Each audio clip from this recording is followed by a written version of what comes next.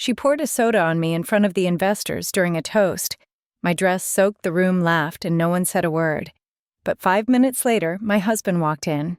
And when he found out what happened, he fired her. On the spot. "Hi, I'm Ava. I spent years being overlooked in a company I helped build, run by my sister, praised by my mother, and powered by my silence. Until that moment broke everything. What would you have done if your own family turned your hard work into a punchline? Leave a comment. Have you ever stayed quiet to survive, or fought back without ever raising your voice? Let's talk about it. I had a master's degree in predictive analytics. At Monroe and Renshaw, that just meant I brought the coffee with a smile. It was a Monday morning, like every other gray mist hanging over downtown San Francisco sidewalk, slick with drizzle, the buzz of early foot traffic echoing between glass buildings. I stepped into the lobby, balancing a cardboard tray of cold brews and a paper bag full of slightly squished breakfast wraps.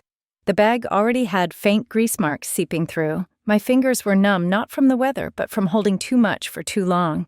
Sloane's photo hung above the marble staircase, high gloss, perfectly lit. Visionary co-founder, the plaque read in serif gold. I stared at it for exactly 2 seconds longer than I meant to. Then I moved. The elevator dinged. A few marketing associates walked past without looking up.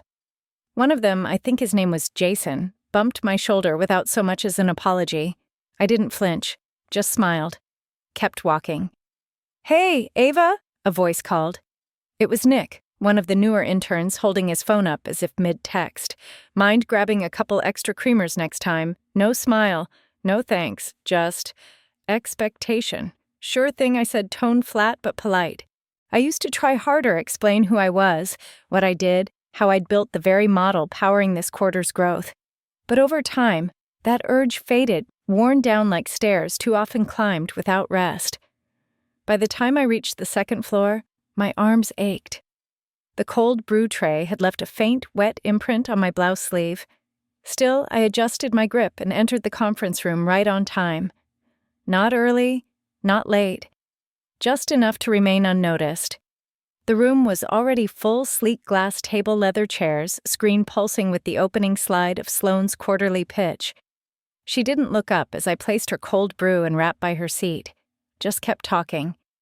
"And if we're serious about Q2 velocity," she said, gesturing toward a minimalist bar graph I'd made, "we need to think bigger than projections.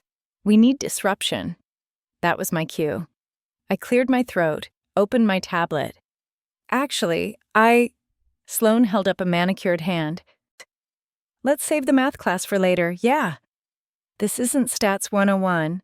Laughter. Light, easy, familiar. The kind of laugh that only happens when you're in on the joke, and I wasn't. I sat down. No one made room. I slid into the last seat at the corner tablet still on. A VP from finance.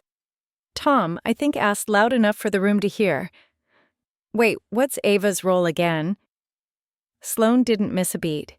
She's kind of floating support, like a utility player. Super helpful. Helpful.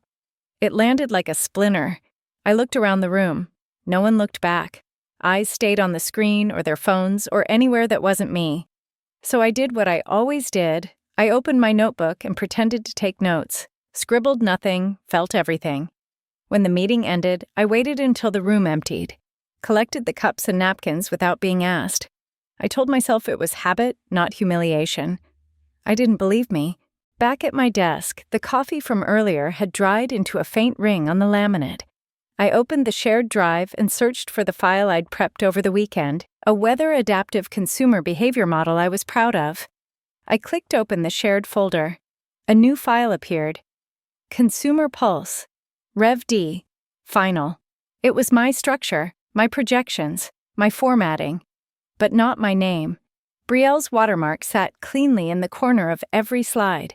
I clicked through them all, one by one. No notes. No mention. Not even a footnote. Like I'd never existed in the versioning process at all. I didn't curse, didn't cry. I just stared, blinking once, twice, then minimized the window. My hand moved on instinct, opened a new folder on my desktop. Blank, empty, waiting. I named it Documentation. Phase 1, and then I sat there. Quiet, still.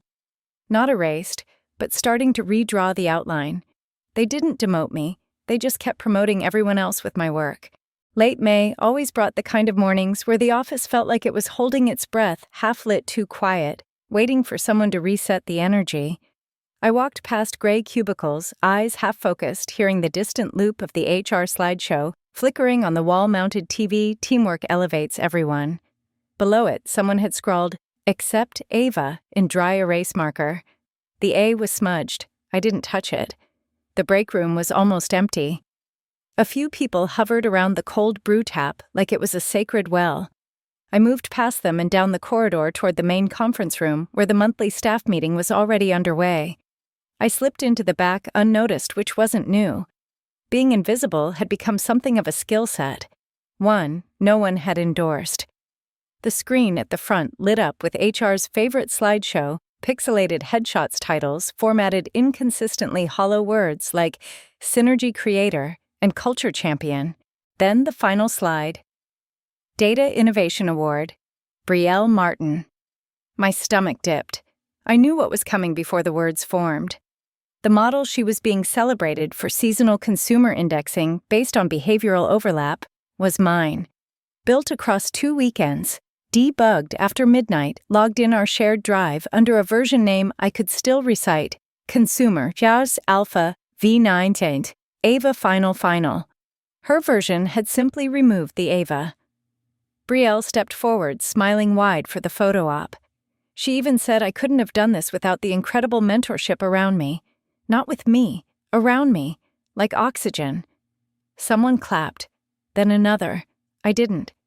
After the meeting, Joanna from accounting caught me by the vending machines. She held her phone low between us, face pale.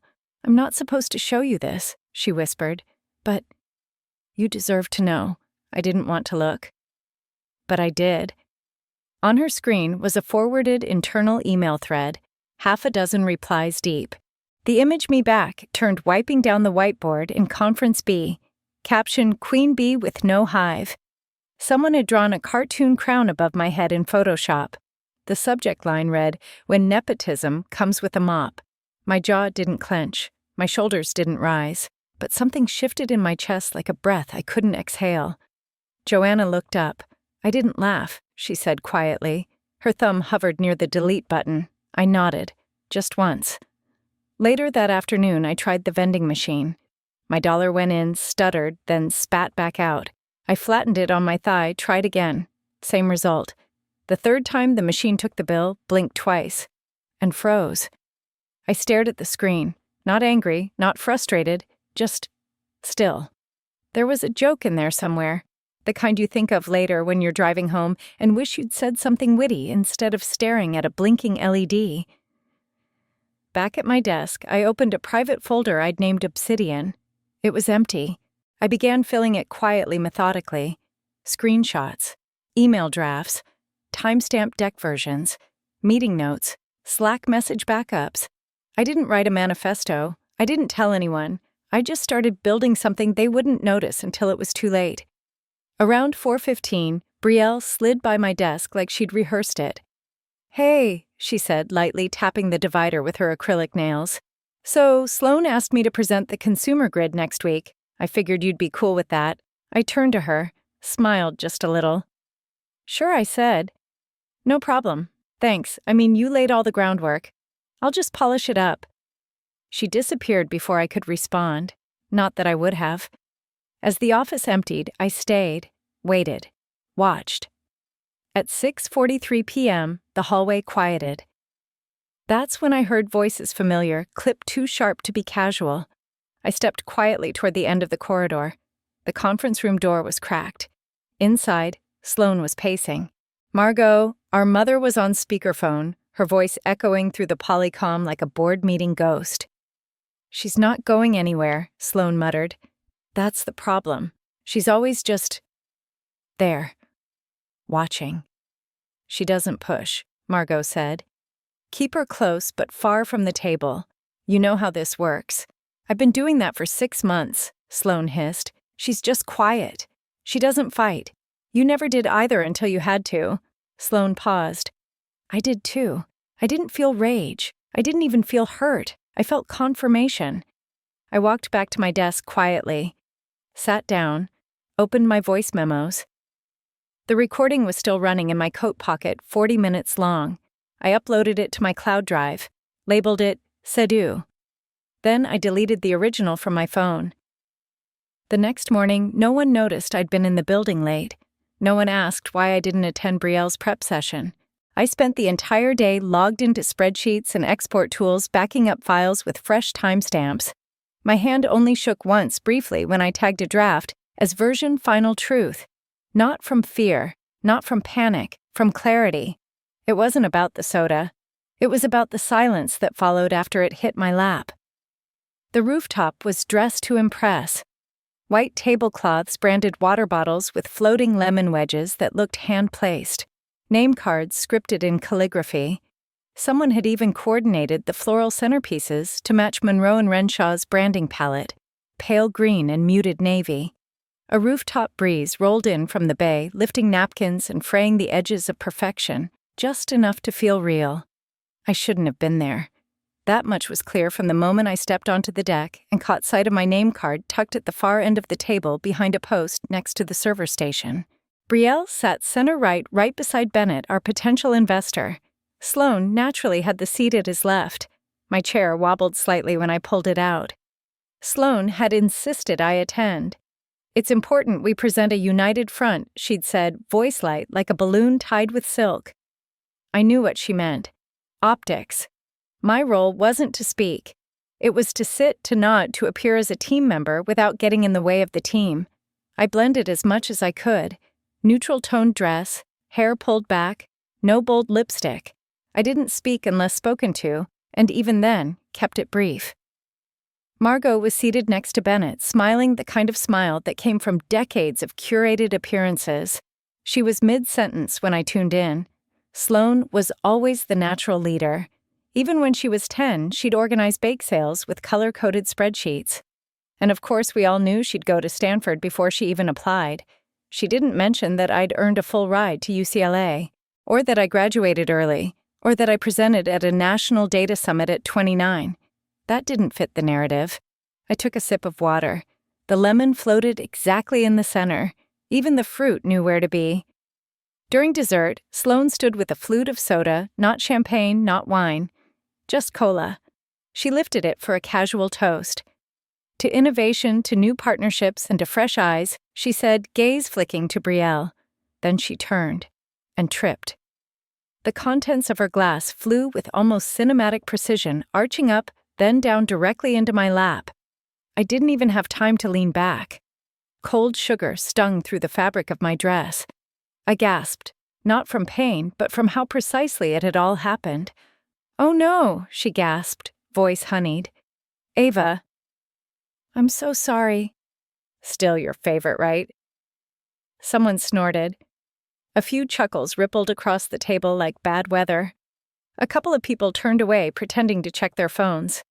No one offered a napkin. No one said anything useful. I stood slowly. My hands didn't shake. My face didn't burn. I gestured toward the elevator. "Restroom." "Of course," Sloan said brightly. "Take your time." In the restroom, I locked the stall and stared at the growing stain across my lap. Soda soaked the lining of my dress, pooling at the seam. My hands rested against the cool metal wall, steady. I didn't cry. Not because I didn't want to, but because something had shifted. I didn't feel humiliation. I felt alignment. Back at my desk that evening, the office was empty. My dress had dried in patches, leaving dark lines where the sugar crystallized. I peeled it off and changed into the emergency leggings I kept in my drawer. When I sat down, there was something tucked into the side pocket of my tote. An HR form. Unfolded once, then creased again. Anonymous. The box, filed for review, was checked. The section, Nature of Incident, simply read hostile behavior in a public setting. There was no name. But I knew who had seen it, and who had decided silence wasn't neutral anymore. I opened my encrypted drive, clicked upload. From a folder titled Security Cam /Rooftop, I selected one clip. It showed the soda. The angle was clear. Sloane's pivot, the deliberate foot placement, the smirk half a second before impact. I named the folder Public Disclosure, Stage 1. Then I closed the drive. And for the first time in weeks, I didn't feel erased. I felt seen. They didn't see it, but the moment she poured that soda, I started rewriting the ending. That night, I didn't go out. I didn't call anyone. I changed into a pair of cotton sweatpants, poured a glass of red wine, and spread every document I had across my kitchen table. Printouts, USB backups, handwritten notes, timestamp logs, even sticky notes that once seemed inconsequential. I lined them up like witness statements. Outside, the fog rolled in heavy and low. San Francisco in August never pretended to be summer. It made you earn your warmth. I moved slowly, deliberately, opened version histories, downloaded raw metadata, sorted spreadsheet names like forensic evidence. Every model I'd built, every structure I'd engineered was now reduced to a trail of files, some shared, some renamed, some edited minutes before presentations I hadn't been invited to.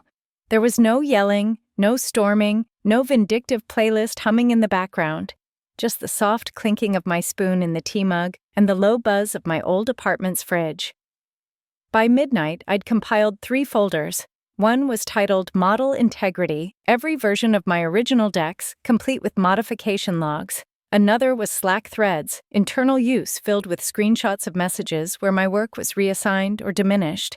The last folder had no name, just a date, 8/22/21.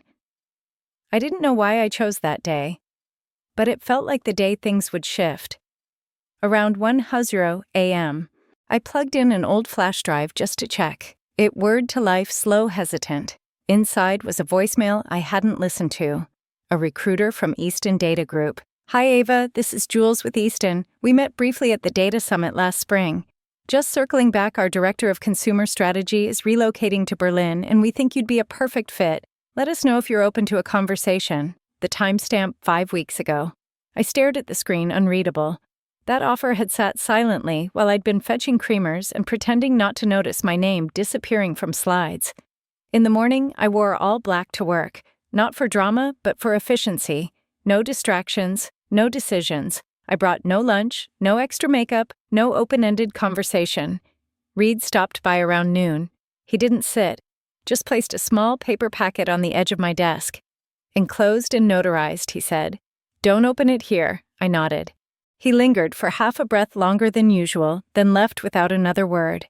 It was labeled Transfer Protocol. I slid it into my tote and kept working. In the afternoon, I pinged Masha from IT, the one who kept her hair dyed lavender and always had snacks in her drawer. I asked if she could help me access archived camera footage from the hallway outside the rooftop terrace.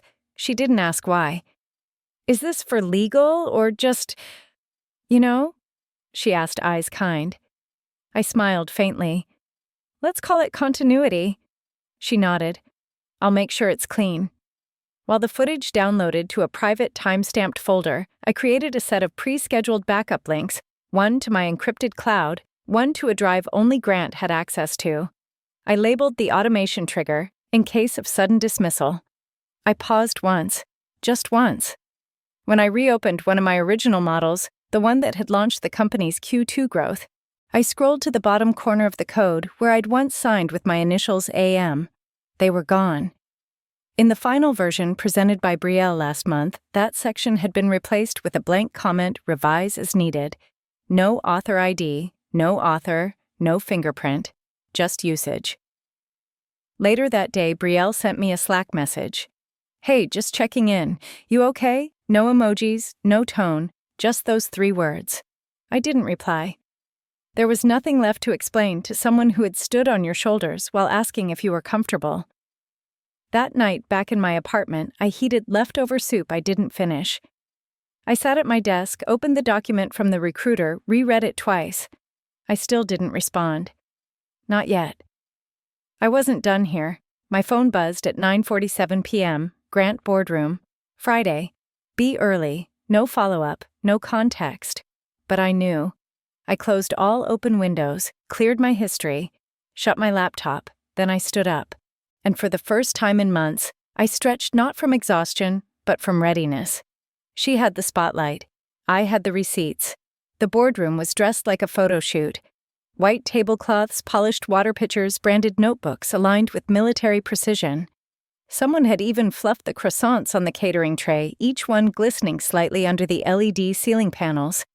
It was Friday morning, the kind that pretended to be casual but was anything but. People wore navy instead of black, called it business soft, and tried not to sweat under the weight of high-stakes optics. I was already seated when the others filed in. Far end of the room. No name card, no greeting. Just the same folding chair I always chose out of the way, but never out of earshot. Sloane entered last, of course, dressed in tailored slate gray and a silk blouse that caught the light just enough to say, "I belong here." She smiled like she'd already won, like today was nothing more than a recap of her greatest hits. The title on the screen behind her shared vision, The Monroe Future. I wasn't listed on the agenda. She began as expected. A few nods to agility and shared metrics. A vague, scripted story about resilience during uncertain quarters. Buzzwords strung together like pearls, glossy, expensive, empty. Then she gestured toward the slides. As we look ahead to Q4, she said, "It's important we continue empowering our rising voices. Mallory Brielle and the rest of our innovation fellows represent the next generation of data leadership." There were polite nods around the room, some genuine, some cautious. I stayed still. 15 minutes in the door at the back opened. No knock, no apology. Grant walked in. No one had expected him. Not today, not in person. He wasn't in his usual relaxed mode, no loosened tie or half smile. He wore a black suit, crisp white shirt, no tie. He didn't speak until he reached the front. "Apologies for the interruption," he said evenly. "We'll keep this brief." Sloane blinked. Just once. That was all. "I'd like to inform the board," Grant continued, "that effective as of this morning, Wexler Holdings has finalized a majority acquisition of Monroe and Renshaw." Murmurs rippled across the room. The head of marketing tilted her head slightly. The junior associate 2 seats from me dropped his pen. Sloane smiled tightly. "Well, that's news." Grant didn't blink. "In light of this acquisition, we'll be implementing immediate compliance reforms, starting with leadership ethics review." The room went quiet. The kind of quiet that wasn't confusion, but anticipation. After a documented investigation, he said, and in consultation with our legal team, Sloane Monroe is hereby relieved of her duties. Effective immediately. No dramatic music, no gasps, just silence. That strange, weighted silence that follows when power shifts without permission. Sloane laughed. It was small, almost polite. "Grant, that's absurd. This isn't how we handle executive transitions." Reed stood up slowly from his seat. "It is when documentation supports protocol breach." He opened a folder. Thick, tabbed. Multiple documented instances of intellectual property misattribution, internal communications violating HR policy, and in one case, deliberate sabotage captured on security footage. All eyes turned to me. I didn't stand. I didn't clear my throat. I just reached into my bag, pulled out a flash drive, and plugged it into the conference screen port. Click. The first slide. A timeline of edits, side-by-side screenshots of my original models and Brielle's renamed copies. Click. Internal Slack messages my project leads reassigned without notice. Comments like, "Just clean it up for the deck, no need to loop her in." Click. The HR complaint anonymous submitted 2 weeks ago, flagging hostile action at a public corporate event. Click. The rooftop footage, the soda, the angle, Sloane's foot placement, her smirk. Silence. Then the final slide. Plain white black text. They built a family of mirrors. I just held up the light. No music, no effects, just truth. Reed cleared his throat. As per Clause 14B, confirmed ethics violations will result in immediate termination of executive contracts. That clause has been reviewed and accepted by legal. Sloane turned to me, finally, but her eyes didn't hold heat. They held calculation, as if trying to assess whether I'd already won or if she still had room to spin. "You said I never fought," I said, "voice even. But I've been documenting. That was my fight. Grant nodded once. Let's move forward. No applause. No dramatic exit. Sloane simply gathered her tablet, stood, and walked out of the room. Margot remained seated. Her hands were folded in her lap. She didn't look at me. She didn't look at anyone. Just turned slightly toward the window where the fog outside blurred the skyline into something shapeless. That silence felt different. When the meeting ended, people left quickly but not toward me. They passed with half nods, uncertain smiles, and clipped steps. No one wanted to be the first to say anything. Reed gave me a brief look as he exited, respectful, measured. Grant didn't speak to me at all. He didn't need to. I stayed seated. Across the table, the screen still glowed. Then I saw her, Sloane, standing in the hallway through the glass, watching me. But this time she didn't smile. And that was all the confirmation I needed. They took her name off the door. I didn't need mine engraved. The lobby looked the same, but it didn't feel the same. The light caught differently now, softer somehow, as if the walls had learned to breathe again. Where Sloane's framed portrait once hung, there was now a quote etched in glass above the mission statement. Silence gave me strength, but truth gave me voice. I never submitted that line. Joanna must have pulled it from the HR meeting transcripts. I didn't ask. I just nodded the first time I saw it. Upstairs, my office was no longer in the corner or behind the printer or across from the vending machine. It sat along the west-facing windows, warm with natural light, shelves lined with well-used books, not fake awards. The desk was minimalist. No plaque, just a small photo of my father holding a kite string and smiling like the wind belonged to him. Reed stopped by around 10. He was head of ethics now, carried a reusable coffee mug and an annotated draft of our newly implemented Code of Collaborative Integrity, a long title for a document that basically said, credit people, protect people, and don't pretend respect is optional. It's ready, he said, handing me the final version. You did this. We did, I corrected. He smiled and left without needing more. Around noon, I checked my inbox. One new message. Brielle Penn, subject line, I owe you an apology. I opened it. A long paragraph. Rambling, nervous human. I knew she wrote. I knew what was happening and told myself I was just trying to survive. But silence is its own kind of decision, isn't it? She said. She admired me, said she regretted more than she could say. I didn't reply. I archived the message. Not from cruelty, but from clarity. Some things don't need a response. Some things are just meant to be finished quietly, mid-afternoon. Margot appeared in the lobby. No call, no warning. She wore a structured coat, carried no bag, and looked at everything with the kind of gaze people reserve for museums they funded but didn't design. This feels different, she said softly. It is, I replied. We stood by the front desk. She glanced around reception staff she didn't know, interns she hadn't handpicked. Then her eyes settled on the quote behind us. You never needed fixing, she said finally. Just space. I nodded. I made space. She didn't stay long, didn't ask for a tour, didn't mention Sloane, just walked back toward the elevator, coat collar tucked tight. I didn't watch her go. Later, I reviewed 4 final applications for the first cohort of the Renshaw Women in Data program, 4 young women from vastly different backgrounds, each with essays full of grit and possibility. We would sponsor them through school, mentor them through internships, and expect them to question everything. That was the real legacy. At the town hall that Friday, I stood on stage briefly to introduce the new data ethics team. The applause was warm, measured. When the spotlight turned, I stepped off stage. No speech, no mic drop, just movement. Back at my office, I opened the top drawer of my desk. Inside was my old name tag, Ava Monroe, Strategic Analyst. I held it in my palm for a moment, then placed it gently beside a folded note labeled Phase 1 and closed the drawer. No ceremony, no need. They called it revenge. But I never needed them to fall. I just needed room to rise. There was no ceremony when I closed that drawer, just a quiet knowing that I no longer needed my name on the door to know who I was. What they took from me didn't vanish. It reshaped into something stronger, something I now carried without needing to prove. Sometimes the hardest part isn't fighting back, it's believing you're worth fighting for in the first place.